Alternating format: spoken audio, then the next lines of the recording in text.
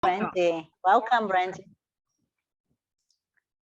Hi, everyone. Welcome to NEDLA's virtual K-12 summer conference. I'm Dominique Lieger, Vice President of this organization, and wanted to explain to you a little bit about what NEDLA stands for. It stands for Northeast Digital Learning Association, and we are a growing chapter of the National Digital Learning Association.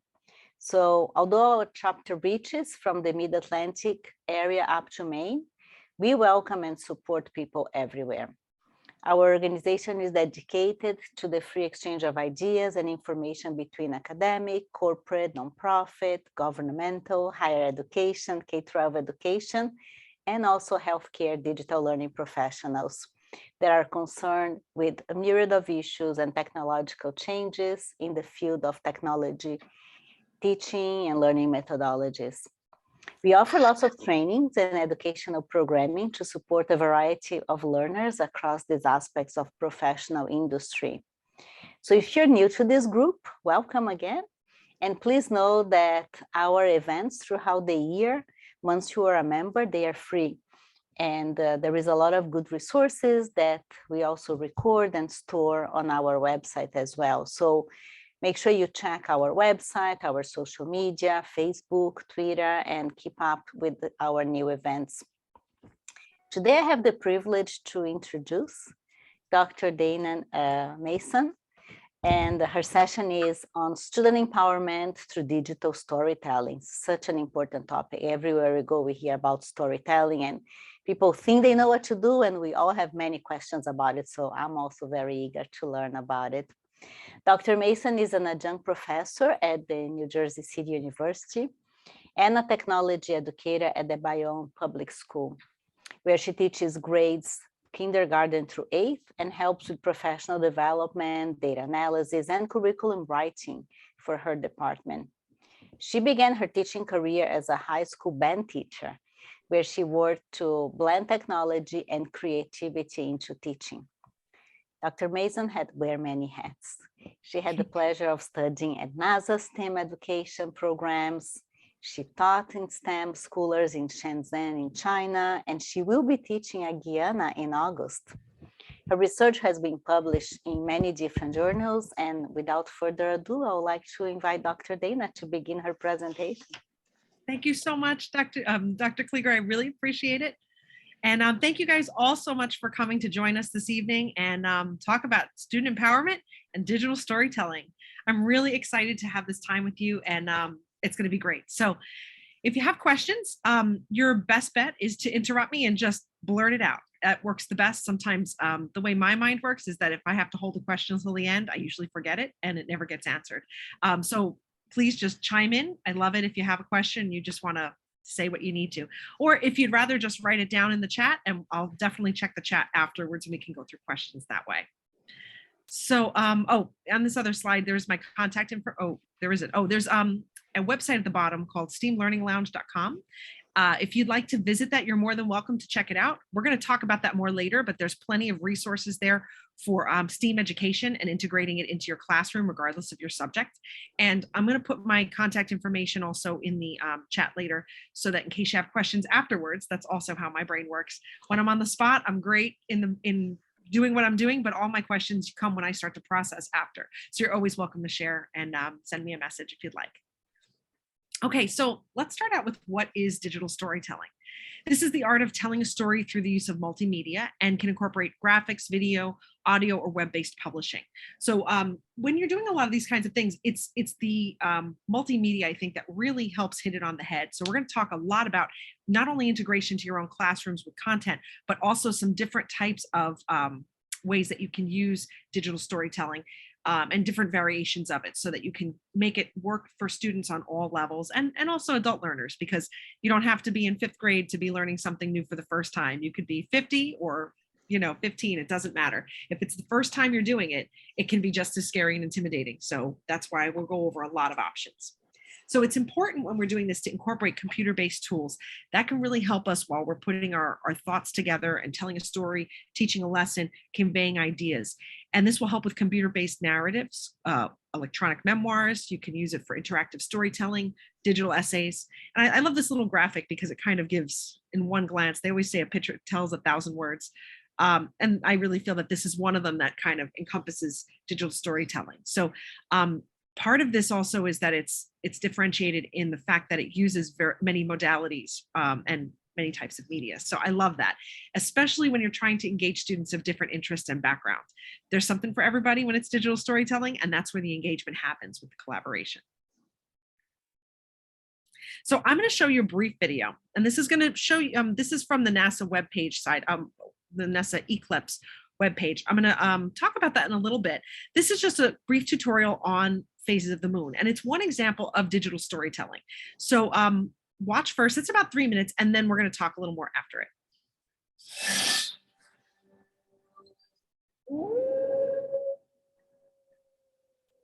Have you ever looked at the moon and it looked close enough to touch? Or wondered why it doesn't stay the same night after night? Why does it change?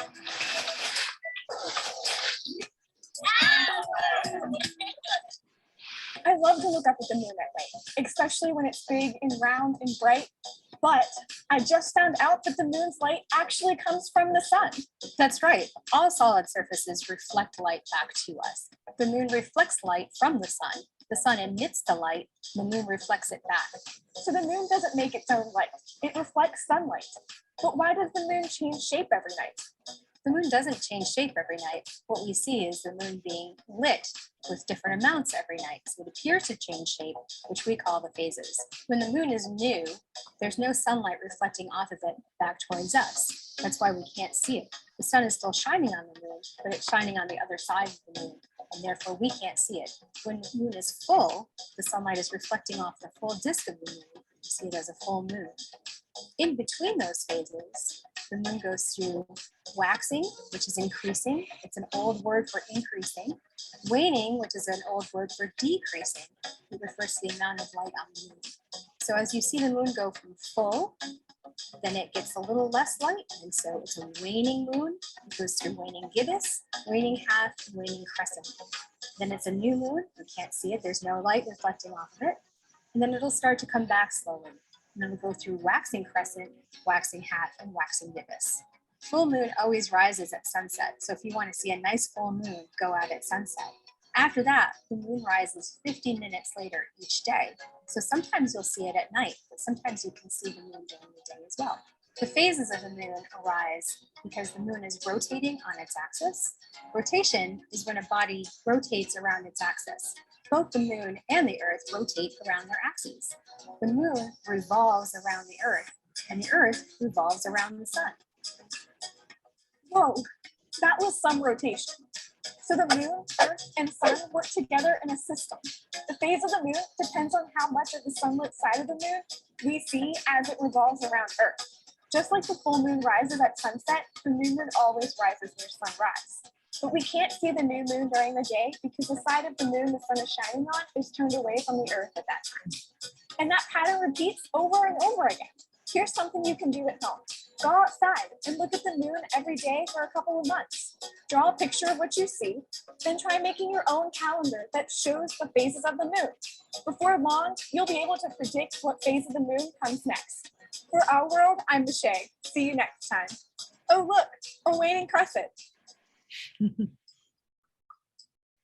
Okay, so that always cracks me up. There's a couple of spots in that video that always gets a chuckle, especially if I show it to like middle school students. So they're like so serious, like this isn't cool at all. And then something stupid happens. They're like, whoa, the moon just moved so fast. And they all start like, laughing. It's a good moment. Anyway, so thank you for sharing that with me in that second. So this is an example of a digital story. And what did it do? It conveyed an information regarding phases of the moon and about how we understand why the moon looks different. Fun fact, you're always looking at the same part of the moon because as the earth rotates and the moon rotates, it's always the same face of the moon. So you always see the same craters every single night. Different phases of it, but it's always going to be that same surface that's lit up for us. Crazy stuff. We'll never see the dark side of the moon. unless you go out to the moon. So I bring up this because this is NASA Eclipse, and it's great for digital storytelling. So there's a few ways you can use this in your classroom. You can go into each different grade level. They have something for everybody. Tons of different subjects, not just stuff related to science. And they have stuff for mathematics, stuff for, I think, history, a lot of nature type stuff.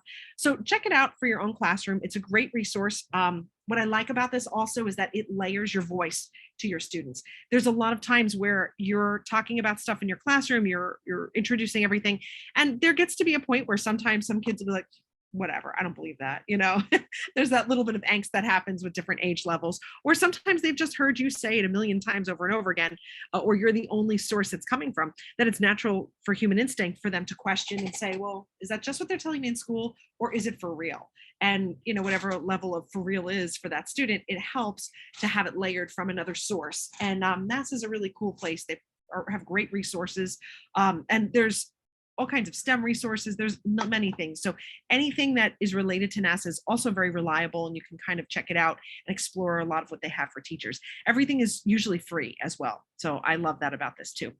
So check this out. But and the website is here. If you want to take a screenshot or a picture at any time, please help yourselves. This is something I really like. It's called NASA Spotlight. Now, what this does is they allow students to submit student-produced videos in their classes or as a whole class with the guidance of their teacher, and it can be on a specific topic, and they can send that in for submission, and it could be one of the videos in their grade-appropriate catalog of resources, which is awesome. So that's something that gives you a lot of guidelines and things as you're developing your digital storytelling tools for your classroom. But not every class is ready for that. And that seems kind of scary because many times also you can start within your classroom and you start doing things and it's wonderful. But once it starts getting to that, oh man, we're publishing this somewhere. Oh man, I got to send this to someplace else. What if we're not right? What if somebody's, they've got a shirt on that isn't uniform, or whatever it is your thing is for your school or your classroom. There are all those other concerns that come in. So sometimes you want to start out and kind of ease into it a little by just making it an internal competition, production, portfolio type thing. This is a great activity.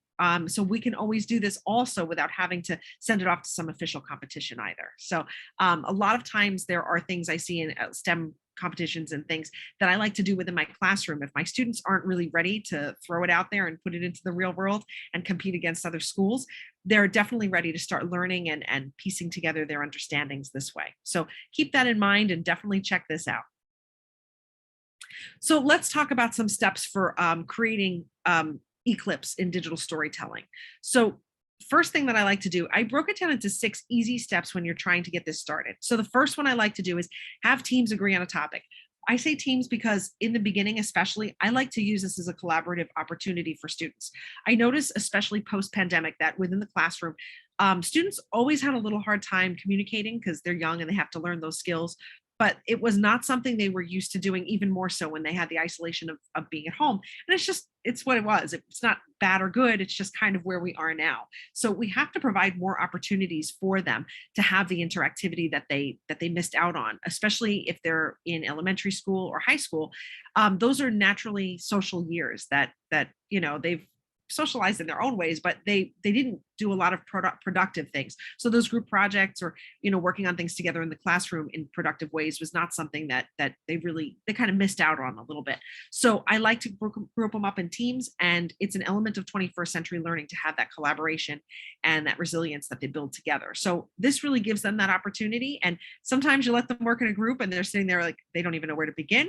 One kid's working and the other 3 are kind of sitting there, whatever. You may have to facilitate a little. You may have to get in there and roll up your sleeves and be like, great. So what's happening? Did you talk to this student about it? And literally tell them to talk to each other. And little by little, they'll warm up to it. It's not hard. And once kids get started, you can't shut them up. They're wonderful. So it's just something to keep in mind. If it's not working right away, especially for the collaborative thing, you're not alone. You didn't do anything wrong. They just have to have that experience and sometimes be guided through it. Step 2. Allow time for research. So once they have a topic, let's say it's phases of the moon, or it could be, the fashion of Gettysburg, or the time, I don't know, maybe like during the Civil War, fashion that was going on during that time of life. It doesn't have to be something related to science. It could be any topic that you have, which is also why I like this digital storytelling.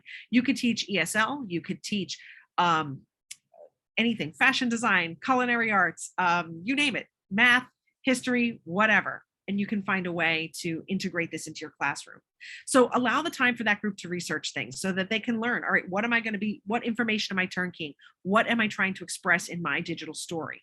They're going to need some time to kind of figure that out. It might be something that they can do after school, depending on the age level, especially if they're in middle school or elementary school. It might be better to have them collaborate in class during the research, because sometimes it's hard for children of that age to connect outside of school. I'm finding everybody's got a soccer practice, a violin lesson, a something. They're pulled in a million directions, and it's hard to get back in the same person face-to-face, in-person face-to-face environment after school. Step 3, discuss planning and storyboarding. So a lot of kids I notice will just dive right in and just assume that they're going to nail it the first time. And isn't that, youthful exuberance, right? I think when we were all that age, we probably just dove in and expected, yeah, why isn't it going to work? I'm just going to go do it. And then we learned, oh yeah, I have to prepare a little bit at least. So this helps them with that sort of maturity to understand that, okay, you can't just slap something down. What's your storyboard going to look like? Especially when you're in a group. If you just go ahead and act, how is everyone else around you going to know how they're supposed to interact? So that's part of the purpose for discussing and planning and storyboarding. And I make sure that even if one kid is coming up as acting more of the project leader, and he comes up and he's explaining all these things they're going to do, I stop and I listen and say, is that okay with you? Did you guys all agree on this? And some kids are like, wow. And you can kind of tell by the look on their face who's really involved in the mix, maybe who feels a little left out. And then you can kind of help them bring themselves into that conversation, give them the support they need. So planning is really important to make sure all students are engaged and that it's an organized thought. Step 4, have students create a script. So in some cases, some kids are excellent speakers, and they are the kind of kids that just want to get up there and tell you everything they know, and they'll talk forever and it'll be great. Other students maybe have an introverted side and they don't particularly like talking in front of people. Some kids prefer to just do a voiceover, maybe when there's appropriate videos coming up on the screen or images, things like that. There are different ways to plan your story. It might be already in a slideshow when you're doing a voiceover. It might be something where they're actually acting it out in front of a camera and then you're going to edit it later. There are options, which we'll go through later, but make sure that whatever they choose or whatever you're mandating for your particular group project, that you create that script or have them work on that script and at least decide who's going to talk when and kind of what they're going to say. So then the next step would be to rehearse and then finally put that on film. And the last, of course, would be edit and share. So once you have that raw file of all the messes, everything in between, they get to kind of cut it down and figure out what they're keeping and what they're not keeping. So these steps are fairly simple when you have them in class. So it makes it, if you have a lot of steps with micro steps underneath them and sub ideas and things, I allow the kids to come up with that. I try not to put that on them because when it comes across too detailed, everyone glazes over. And I've noticed I get a lot of like, you're kidding me. You want me to do what? And we also want that buy-in to still present itself through engagement. You don't want anyone to check out too early. So part of this, especially the planning, the storyboarding, all these things are things that are fairly successful in a regular classroom environment. But what I like to involve is structure. Students do great with structure, especially when they're in elementary and middle school. Still also in high school too. Let's not be, when you give them parameters, they love to work within the parameters. There's a lot of creativity that comes from having a structure because you know where you can deviate from. And as much as kids seem to want to rebel against that, they just want to do whatever they want to do, there's still enough structure that they're craving at those ages psychologically. So I always start out with this particular one up at the top, the problem solving process. This was based on George Boyle's 4-step to problem solving from the 1940s. So it's been around quite a long time. And the graphic that you're seeing at the top part of the screen here is from code.org. They make sure that they put that in everything that they do. And I love this one because it's simple. It's 4 steps and it could be integrated in every single project you do. So I try to keep this up on my board or I put a poster up of it so kids are always referring to it and it's a reminder. If I'm putting something on Schoology or Google Classroom to give them an assignment, I make sure that this graphic is there. It doesn't always need the explanation because eventually the kids will get used to it, but they'll start out with defining the issue. Much of what's in those first few steps. Then they prepare to create whatever they're creating. Then they give it the good old college try. And after that, they're going to reflect on it. All right, what worked? What didn't work? But what is great about this is if you see the outer rings kind of going around, the arrows are going in one direction, which is fantastic. But there's also an inside cycle that goes backwards within. This is a non-recursive model, which is perfect, I think, because how many times do you get to define and you're like, yeah, I totally understand what I'm doing. You move on to prepare and you're preparing it. And then all of a sudden you're about to try and you're like, oh man, something's missing. What the heck? All right, that's it. Let's go back to let's redefine. Let's read the question again. What are we working on? So that's also part of it. It teaches and builds that resilience that students really need to understand. We are living in a divergent world expected of divergent products. We can't be focusing constantly on a convergent process. If we're doing convergent thinking, we're just looking to get that right answer right out of the gate. We just want to blurt it out and it's got to stick on the wall. It's got to be perfect. But nothing is perfect like that. There is no one right answer. There are multiple right answers. And oftentimes one's better than the next, and they're situationally better, and there's choice. So there's so much of that that builds up. Even if you crash and burn when you get to the prepare or the try, or the reflection. If you go back and retry it, or maybe prepare a little bit better, or redefine and then go forward, there's a lot of resilience that students learn, that it's okay to make a mistake. That's part of the learning. And how did we benefit from that? So mistakes really that's where the magic happens a lot of times. If we just got everything right the first time, there's nothing to be learned. So I try to remind my students that at every impasse. And some remember it and they're like, oh yeah, you're right. And then others take it really hard, like, I can't believe I didn't do well. And so my God, it's okay. You're not going to die. It's just a grade, or it's just a process, or that's okay. You're just going to do it again. It's not a big deal. We'll fix it. So everything can be fixed. And this is a really great way of reminding them, not only giving them the structure to move forward. I find a lot more productivity when I use this, but also that resilience so that they're not freaking out if it doesn't come out the way they hoped. The engineering design process is also very similar. As you can see, there's a couple more steps involved. You've got identify the problem, research and brainstorm, build, test, improve, and it's very similar. Instead of going backward through it, you can keep circling and circling and circling until you've refined your process. And that's a divergent approach as well. Once you're ready, bam, you spit out your solutions and you present. And that's also very, very helpful. I integrate this with my older students or with more on the high school level, I feel, because it's just an extra couple of steps that maybe complicates things when you're in second grade or third grade. You just want to get them moving through a process. Okay, so I'm going to hit you with something that when I went to Teachers Convention in New Jersey back in, I think it was 2010, when Sir Kenneth Robinson, who's now passed, unfortunately, very sad, a big loss in the education world, in my opinion. But he was the keynote speaker. And I went to convention that year just for him. Of course, everything else was wonderful too, but that was who got me in the door. And at that time in my career, I was teaching high school band because I taught music for 10 years prior to switching to technology. And if you know anything about marching band season and everything at that time, it is the busiest season from August through pretty much Halloween, the first week of November. So I was dead tired and I was really hoping to have an extra day to just sleep and just relax, but I got myself to conference and I'm so glad that I did. This comes the week right after marching band season ends. So it was a big thing for me. So I dragged my tired self there and I opened my ears and my heart and I loved every second of what he had to say. And one quote stood out to me. How do we educate children to take their place in the economies of the 21st century, given that we can't anticipate what the economy will look like next week? Okay, for me, that was my, oh my gosh, mind blown open. And I kept thinking, wow, that's true. I mean, think about how life was when my parents were in kindergarten. Yeah, there were different jobs by the time they entered the job market. But I think the disparity is much, much different since when I was in kindergarten, which was 1990. Don't share that too much. And then you move forward and here we are in 2020. And it's just, life is so different.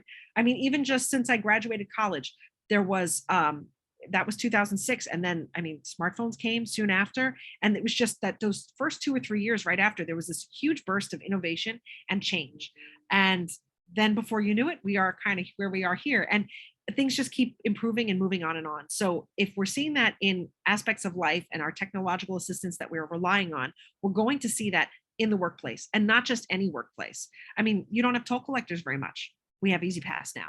There's a huge shift to the digital solution. And so we have to be able to learn how to keep up on that.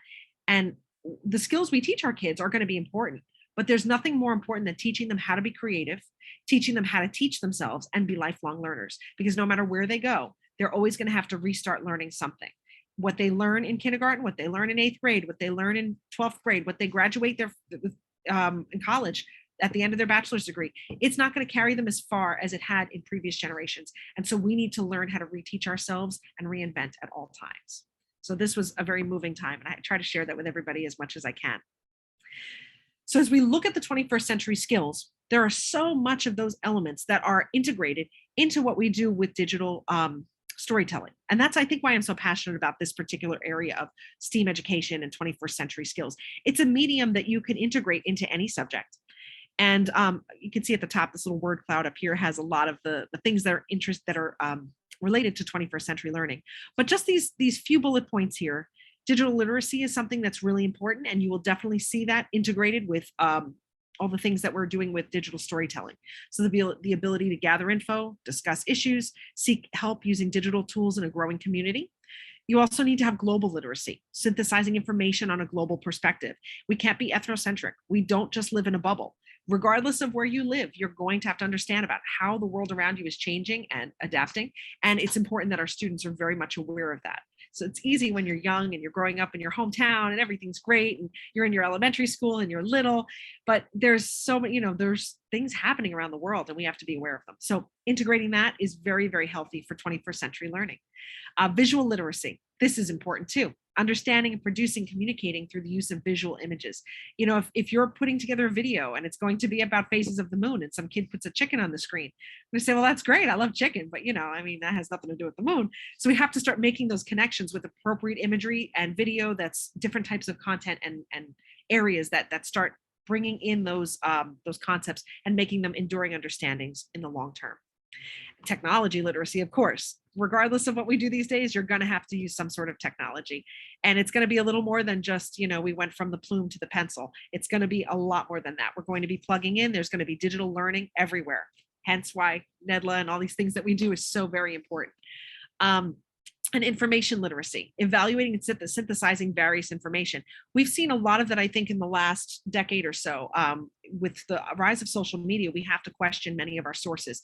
The internet is there, it's alive, it's a living thing. And sometimes it's not always accurate. So just because it's on the internet doesn't make it true. And that's something that's important for teaching students about sources and what's going to happen as you move forward. So some elements of digital storytelling that I like to base my projects off of are these following 7 that we can talk through just briefly. Point of view is great. What's the main point of the story and the perspective of the author? Sometimes that's students in their language arts classes or writing a story or something related to history. It's oftentimes you're telling a story and you're acting out a play or something like that that can be given from the point of view. Dramatic question, that's really an important element to have in there as well. So sometimes I have these on my rubrics when I'm doing a digital storytelling project with my students. I don't always have all of them because I try to differentiate and do modifications based on age level. In my my week, I teach kindergarten through grade 8. So right now, what an 8th grader can do is much different than what a younger student can do in their early childhood classes. So some of these might not even make sense to the younger kids, but then I can rephrase them so that they start to understand them and have the expectations a little different. But dramatic question is the other one. So maybe having a key question that keeps the viewer's attention, that's answered at the end of the story. That's a nice hook that kind of keeps people in there like, oh, interesting. I wonder what's going to happen. Silly things like that. Every soap opera has one. So people watch them like crazy. They will be on they'll outlive us all with the longevity of that type of a thing. So it doesn't just have to be a soap opera, but adding that element into anything that we're doing really does hook the audience and keep interest. Emotional content, serious issues that come alive in a personal and powerful way and connects the audience to that story. So sometimes you see a first person story, or it doesn't even have to be first person, but they're telling you about somebody and there's relatability, or there's the emotional content of maybe a struggle someone's overcome or different experiences that they've had. And when you can, the relatability is also that empathy that you're looking to evoke from your audience. So again, something that draws someone in to add a quality story. The gift of your voice, a way to personalize your story. I love that too, because sometimes you could just tell a story about a fictitious character, and that's really cool. I mean, how many fiction novels are super bestsellers? They're wonderful. But sometimes when you have something that shows your voice and your experience, the way you're expressing yourself, that's a great way to personalize that story, and it gets the audience engaged a little differently. Power of the soundtrack. Okay, so my music lovers out there are going to love this part. the power of the soundtrack. So when I go into a Star Wars movie, now I've made a pact that I have to see every Star Wars movie in the theater as soon as it comes out, as quickly as I can possibly get there, because I didn't see any of the original ones in the theater. So I feel like I missed out on that. So now that I can get there and do this kind of a thing, I love it. I sit there, I get my popcorn, I get my soda, I'm sitting in my chair, it's all dark and crazy. And usually I'm dressed up in a Jedi costume. So, note to self, little cosplay makes it go a long way. I have my lightsaber on my belt and I'm sitting there and I'm waiting for it to start. And all of a sudden you hear da da da da da da da da da da, and it's like there's nothing better than the chills that I get from that first. Like I feel like I'm taking off for space. It is the best. So that passion that comes through. And John Williams is one of my favorite composers, who's done almost all of the Star Wars movies. But that soundtrack makes or breaks that film. And same thing. I mean, soon after those opening credits, in some of the older movies, you've seen Darth Vader come right in and the Imperial March comes in and something evil is happening. And it's like, it tells you what to think as it goes along. It helps evoke those emotions and really embellishes the story in a way that makes it meaningful. There are some movies that they have these amazing award-winning film scorers that have done great things. So this is important too. It might just be the study where you have some kids now learning that you're playing something victorious. Let's get a song that sounds victorious to line it up with it. That might be the extent of it, but it might be something a lot more. And who knows, you may have a budding film scorer among your class from your music classes in your school, and you just didn't even know it until they tried their hand at contouring some music to that soundtrack. So this is a very powerful element that you really can't discredit. That's important. Economy, using just enough to tell the story without overloading the viewer. That's important too. Sometimes you could say a lot more in just a few words. Sometimes you need a few more words, but a lot of times you've got kids who will just give you a half a sentence. That's a little too economical. Maybe they could use a little bit more to tell the story and give you more, and you're going to pull some more out of that student. But then there are other students who will sit there and tell you every single detail of every single day, and you can't get a word in edgewise, and they will go on and on forever, and the bell is ringing and they're still going and they don't know they have to change class because they're so excited about their story. Those students are going to learn economy as well from a different aspect. So that's really powerful. And pacing. Rhythm of the story, how slowly or quickly it progresses. We've all watched movies where we're like, oh my gosh, I've been watching this for 15 minutes and it's dragging. When is this going to pick up? Or other ones where you get a lot of juice and meat right up in the front. And you're like, whoa, what the heck happened? This is fantastic. And you're really sucked in. It's all done artistically for different reasons. We're not making a movie just yet, but we are experimenting with that, and getting that message across really has a lot to do with these 7 elements.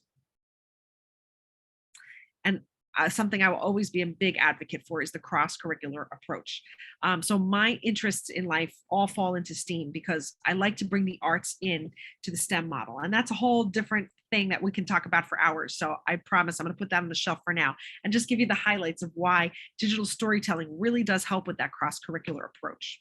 So when you're dealing with digital storytelling, you can do it, as I've said, in any subject.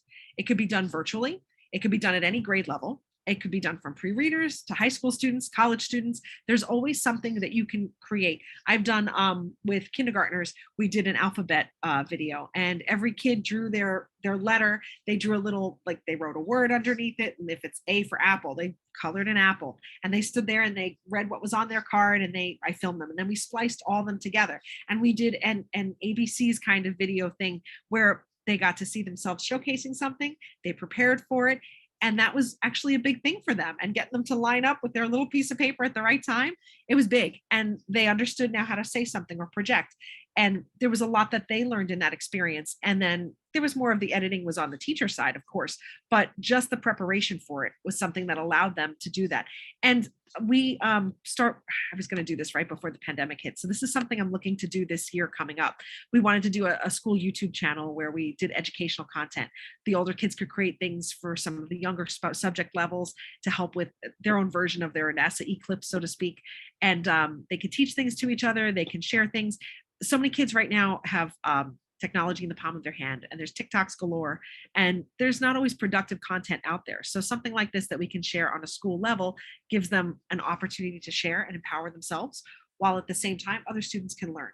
It's like a true community of practice where the experts are constantly helping, and the newer members of the community are learning and working their way up so that they too in the future can have the confidence to share with their expertise.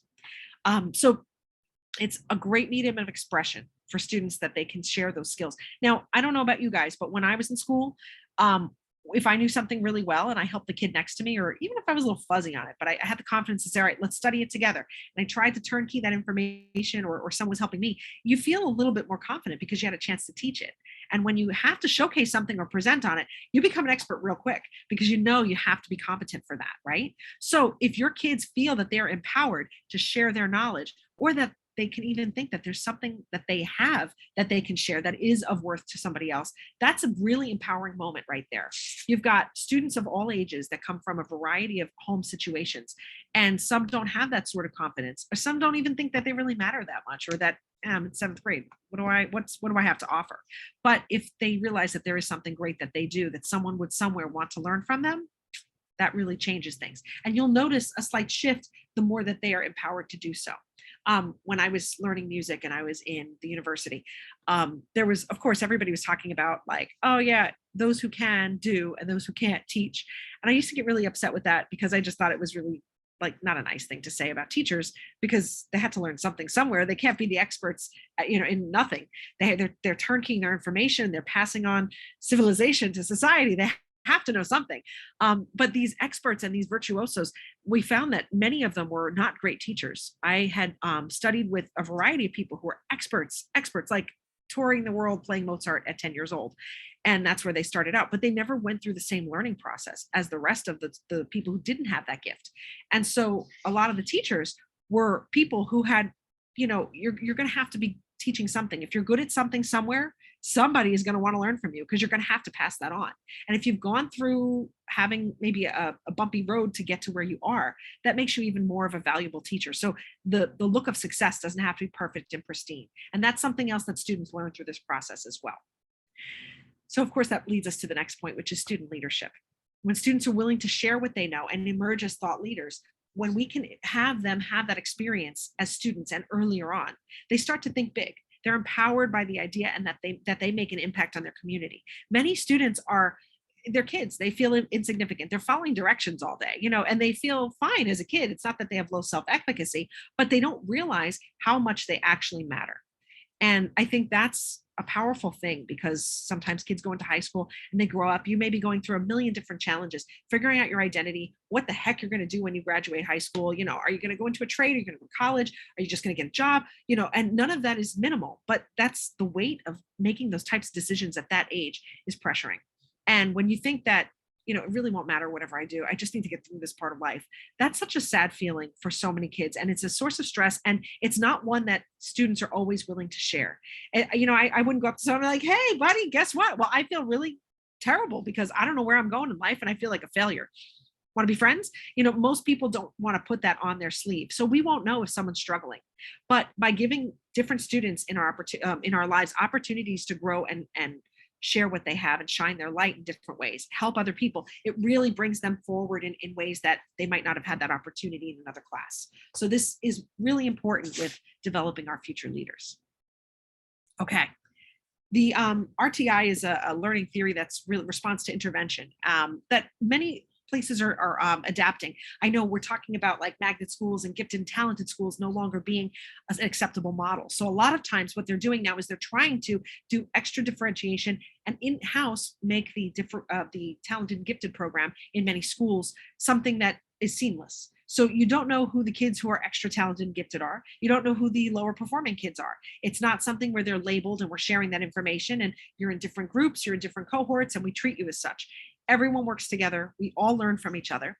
And the kids who can do more, then we just give them a little more to do and we challenge them in different ways. And the kids who can't do more yet, which is yet, because a lot of times it's just they need a little help here and there until they figure themselves out or they get to that next level of capability. But until the kids who need a little more help, until they can do that, when they're in the yet category, they would be part of tier 1. So everyone starts out here. If you were using this, maybe the next level would be the kids that are a little more capable in tier 2. You give them some more challenge. And of course, tier 3 is going to be a very small percentage of the population, but those are those exceptional kids. Maybe a kid who's doing 7th grade math in 5th grade, he's going to be in tier 3. So we have a different way of looking at this. With digital storytelling, this RTI model is kind of built in, and you can give students enough choice and autonomy to collaborate, make their own creative examples to become more empowered, but also help challenge them to the furthest extent that they are capable on their personal level. And I love that, because if you start out asking kids to do something they can't do, they're going to shut down. You will lose them, and you might lose them for a really long time. And it's hard to get that trust back. They're trusting you to make sure that their confidence can stay where it is and that you know what they're capable of. And if you automatically just shut them down, like, well, I thought you're capable of much more. Sometimes that's a very positive thing. But if there are students who are neurodivergent and they're still learning through their sensory overload and things like that, you may be asking something of them that they just can't process just yet. And so those types of words completely shut you down and make you feel like a failure.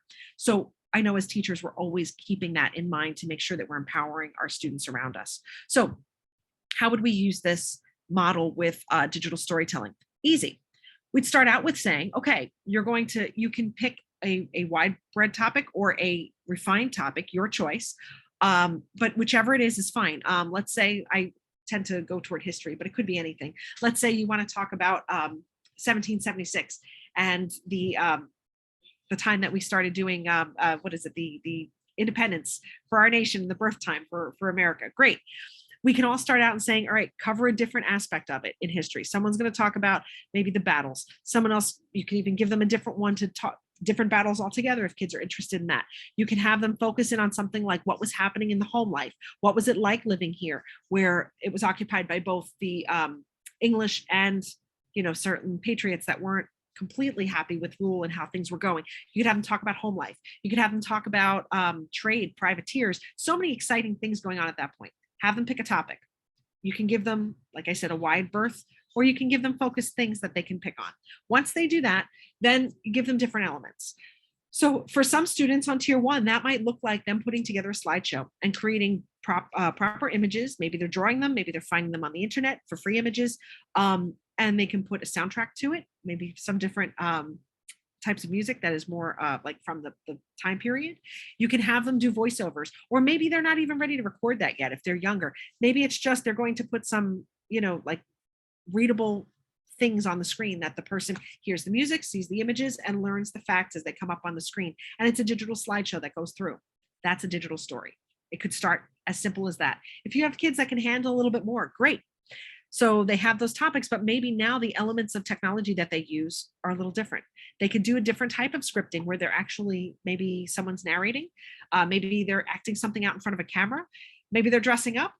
You could do all kinds of different things like that, and you can have them create their video from a different perspective with now more human interaction, not just watching on the screen and reading for the viewer to do the work. And tier 3 kids might be some really talented kids that could do something like claymation, or maybe their own version of animation. You have no idea what they're capable of sometimes. And then you see a project like this and a kid says, yeah, I'm just going to animate the whole thing. I do that all the time at home. I'm like, wonderful. Let's see. And I would have had no idea that student had that sort of skill or that experience. There's a million ways to do that. You can even have them maybe learn some green screening, which I have some information on a tutorial at the end. Simple thing at the end. I like to put like a green tablecloth. You don't have to go and buy a full kit if you don't want to. I've gone to the dollar store and gotten those cheapy plastic ones and put like an opaque white behind it so that you can't see through. And then I tape it up on the wall and I untape it when we're done, and kids can stand right in front of it. You can even do it in a small area and have kids do like finger puppet stuff in front of it and then drop their own background in the background. That's a great skill to have, and you can use that for anything in the future. So these are just different ways that you can use that sort of modifications and differentiation and give that response to the intervention necessary to each student. Okay, so some ideas to get started. I get excited about this too, because there's a lot of options, and you'll come up with a million of your own, but this is just a little starter pack if you're looking to try to do this in the upcoming school year. Some things to get you excited. You can have your students create a misconception video, like Mythbusters in a way. I love to say tackle fake news, because once you say that in a classroom, all kids, fake news, they love to like disprove things, like someone's lying, that's fake. Oh, you know what? I don't think that fact is right. And I love having those debates and challenges. So give them a topic and have them fake it out, or tackle it out, see if it's fake news or not. Informative historical video. So I use that as an example a couple of times today, just because my brain was on a history kick, I guess. But that's something you can do. And with history, it's a story in itself. it's a story of people. It's a story of culture and life and all these great things. And some people just think it's memorizing dates, or at least sometimes kids feel that way. But this is a great way to take it out of the book, take it out of the page, and make it like really, really an engaging moment. So that helps them really feel out what they're learning about. PSA, public service announcements. So prior to COVID, I think the 2 years before, we had really rough, we got hit with the flu really bad in our area, 2 years in a row. And I have no idea if it was the same strain or not, but I just remember we had waves of kids out all at once. It was kind of crazy. So one of the things we were starting to do was come up with public service announcement videos, kids teaching other kids how to sneeze, like the vampire cough, or, washing your hands, singing the ABCs twice, how to use hand sanitizer the right way. Simple things, but things that, how not to, when you're at lunchtime, let's do a mock table, and don't share your drinks with people. If you want to share stuff, make sure it's wrapped, things like that, to try to help cut down on the spread of germs. I think we've all become experts at that now with COVID, but prior to that, that was something that we could do. But PSAs don't have to just be health related. It could be related to other topics as well. Introductory, like welcome to our school, our city, our country. If there are bilingual students in your school, chances are they're coming from another country. And that is so, so big. I mean, like when someone comes from a different place altogether, and you find out that you're in a new place and no one speaks your language, and you're trying to settle in and you don't know what to expect, the world is a huge place. But when you have somebody trying to explain things to you and being a little more warm and friendly and just trying to make the place a little more exciting from a kid's point of view, we did something like that in our class where we were talking about it. Was we have 2 ice cream places in town. We have one uptown. We're a grid type city. It's a small place. It's only 3 square miles, but everything is numbered. So we have one on 45th Street uptown and one downtown on 6th Street. So a lot of things in town are, when you talk to the kids, the landmark is it near CJ's Ices downtown, or is it near Magic Fountain Ice Cream uptown? It's really cute. So the things that they're talking about are all these cool kid things to do in town and fun things here, and what I love about our school, and all this love and welcome open-heartedness, which is great. That's a fantastic thing. It can go well beyond that as well. Students can be just doing like digital pen pals with other schools. If you have an international friend or someone on another part of the country, that's a great thing to talk about as well. So doing these types of videos help. Scripted story, you may have some budding authors or poets that love to write and really get their message out. That's always a nice option. And an advertisement.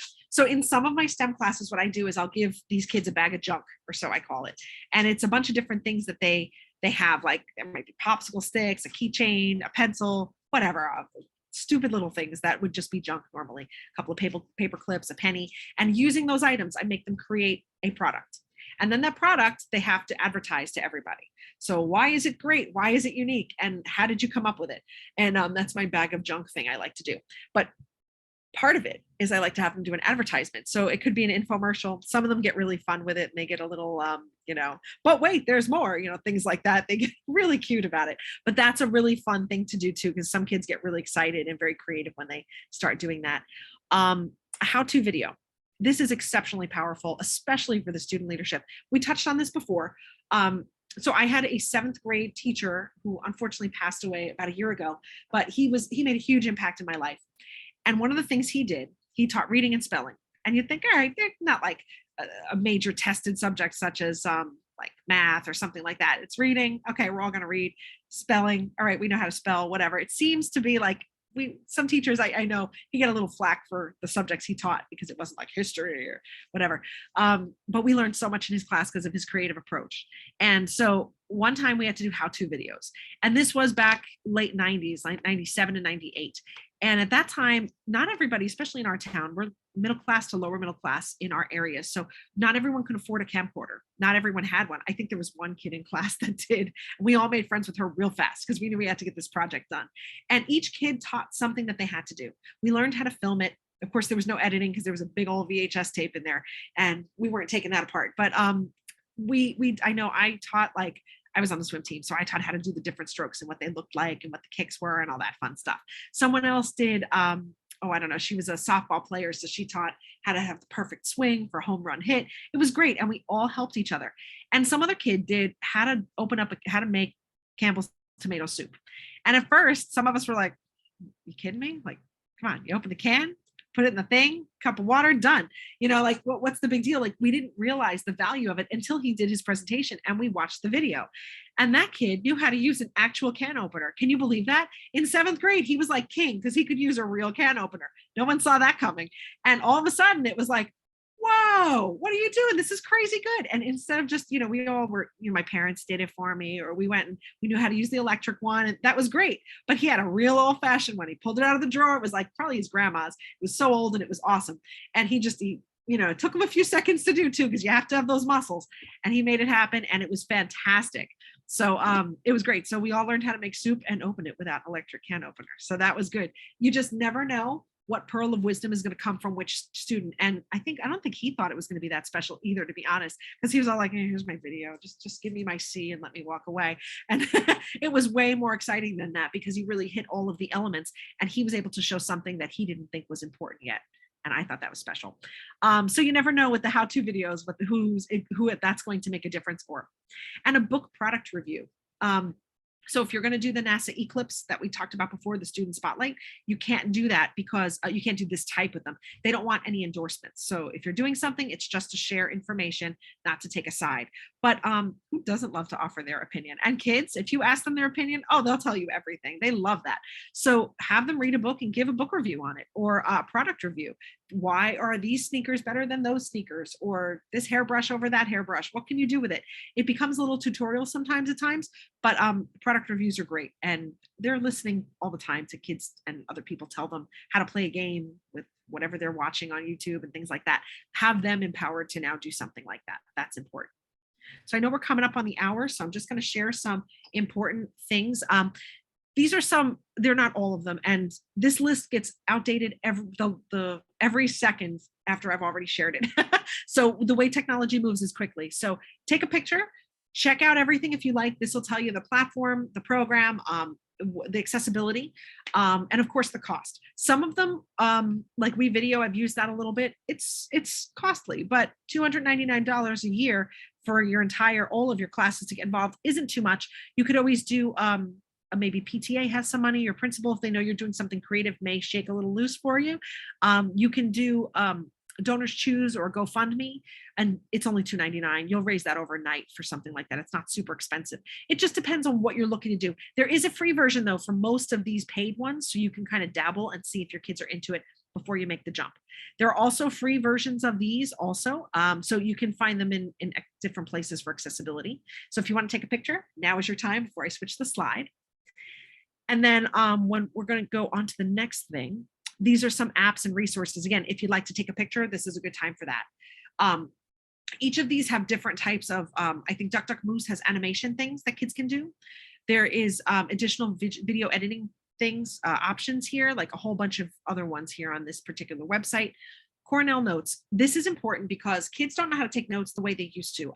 Old school people like me, we were pen and pencil the whole time, and I had every color pen so that I could recreate where they were in my notebooks, and that's how I remembered them very visually as I was writing. But kids, if they even type things these days, they don't do the same note taking we used to do. So when they have to do something like that, especially later on, organizing those notes and those concepts are not always very easy. So check out Cornell Notes. This is a really wonderful way to help them take notes, which is very helpful with collaborative sessions, especially if they're trying to brainstorm and get all those ideas in. And this will help them in other classes as well, not just in digital storytelling lessons. Flipgrid is great, Loom is great, Screencastify, go for it. They're all fantastic. There is no wrong answer. This is the quintessential divergent answer to all of the video editing things. Everything is right. It just matters about your comfort level. So pick something that feels good for you and your students. And then this is, if you'd like to take a picture, this is the green screen tutorial. If you have some kids that you think want to kind of do a little bit more. The reason why it's a green screen is because the green is the antithesis of the human color. The human color, regardless of your race, regardless of what part of the world you're from, we all bake down into a different hue of orange. That's just what we are. That's what our varying melanin and everything else comes to. So when you have green, it's the opposite on the color wheel. That's why they put the green screen in the back. Once that happens, it kind of negates any sort of image or anything going on in the background, and you can drop in another digital image and the person can still move along. And, why we could have these digital backgrounds and still, you don't see my my craziness in my home right now, but you see me and Nedla. So that's what green screen will do. So there's a little bit of that technology here when you have a virtual background, but that's something you can check out if you have those tier 1 kids that might need a little more challenge, or if you're curious, it's definitely a good high school and middle school project to work with. So that is the end today. So I want to thank you so much for coming and spending time. I'm going to open it up to questions. And again, if you want to check out some things for other STEAM ideas, check out the steamlearninglounge.com. This is, it started out as a place where I did, Anne will tell you, she's in Norway, and she was in part of the NASA program that I had participated in, and we were buddies at the time. We got to go through it at the same time, and there were so many amazing resources that I just started writing them down, and then I started losing everything. So I had to put it and organize it, and I put it on a website so I could always access it. And then as I moved into technology, there were more things that teachers were asking me for help on, so I just sent them the websites. Have at it, have fun, and it continues to grow. So I'm sharing it with you in case it's something that can be of help. But I think that's it. So enough of my chatting. You've been listening to me for an hour. Anybody have questions or comments or anything they'd like to share? I see a lot of thank yous there. Awesome. Thank you guys so much. Great presentation.